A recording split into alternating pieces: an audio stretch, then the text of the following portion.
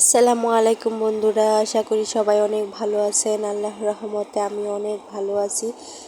নতুন আরেকটি ভিডিও নিয়ে আপনাদের কাছে চলে আসলাম। ডিম দিয়ে মজাদার একটি রেসিপি বানাবো। তো এটি দেখার জন্য আমার সাথেই থাকুন আর ভিডিওটিতে লাইক দিয়ে চ্যানেলটিকে সাবস্ক্রাইব করে দিন। এই দেখুন আমি ডিম ভেজে নিচ্ছি পানিতে বা সিদ্ধ করে নিচ্ছি। আমি একে একে দুটো ডিম ভেজে নিব। তো দেখতেই পাচ্ছেন আমি ডিম সিদ্ধ করে নিয়েছি। এবার এটাকে নামিয়ে পানির মধ্যে যে অবশিষ্ট ডিমের অংশটুকু আছে এগুলো ভালোভাবে ছেঁকে তুলে নেব। তো সবগুলোই আমি ভালোভাবে ছেঁকে তুলে নেব। তো এভাবে ডিম রান্না করে খাওয়ার পর অনেক মজা লেগেছে। নিহান আমাকে বলতেছে যে মা তুমি প্রতিদিন এভাবে ডিম রান্না করবে। আমার কাছে এভাবে ডিম অনেক মজা লাগছে। তো বন্ধুরা আমার কাছেও ডিমটা অনেক ভালো লাগলো, তাই আপনাদের সাথে শেয়ার করলাম।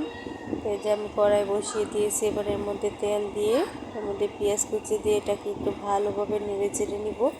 পেঁয়াজগুলো একটু বাদামি কালার করে ভালোভাবে ভেজে নিতে হবে।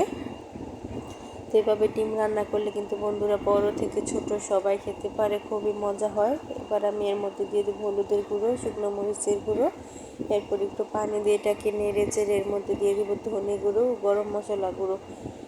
গরম মশলা গুঁড়ো দিয়ে এর মধ্যে দিয়ে দেবো স্বাদ মতো লবণ। এরপর এটাকে খুব ভালোভাবে কষিয়ে নেব।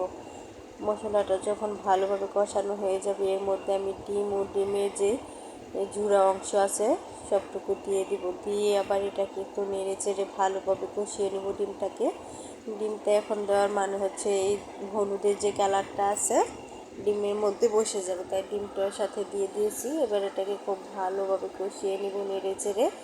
তো অনেকক্ষণ কষানোর পর এর মধ্যে পানি দিয়ে ঢাকনা দিয়ে রেখে দিব কিছুক্ষণের জন্য।